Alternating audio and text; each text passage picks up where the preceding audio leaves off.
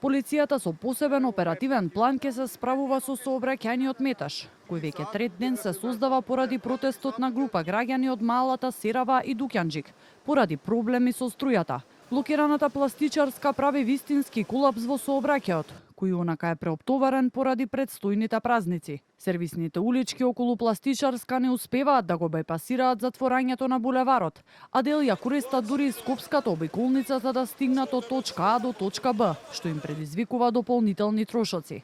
Од МВР велат дека протестот се уште официјално не е пријавен, но службениците ќе бидат на терен. Иако протестот не е официјално пријавен, Министерството за внатрешни работи располага со оперативни сознанија дека истиот ќе се одржи. Врз основа на тие сознанија од страна на СВР Скопје е изготвен детален план за постапување, кој опфаќа мерки за физичко обезбедување, како и соодветни мерки за регулирање и контрола на сообраќајот, со цел одржување на јавниот ред и мир и безбедност на граѓаните.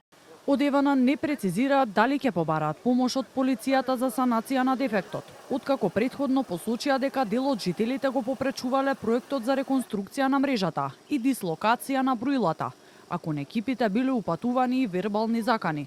Единствено велат дека сите попречувања биле пријавени. Без електрична енергија поради немање пристап за санација се околу 300 домаќинства и објекти. Сите попречувања на екипите за време на извршување на санација и реализација на проекти, како и во минатото, така и сега се пријавени до надлежните служби. Се додека екипите немаат пристап за работа, ќе биде невозможно да се санира дефектот.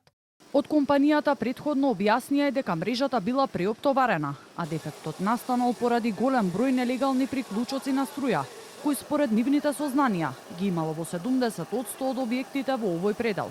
Наспроти ова, граѓаните кои протестираат тврдат дека редовно ги плаќаат своите сметки и велат дека се додека не биде саниран дефектот, протестот ќе продолжи.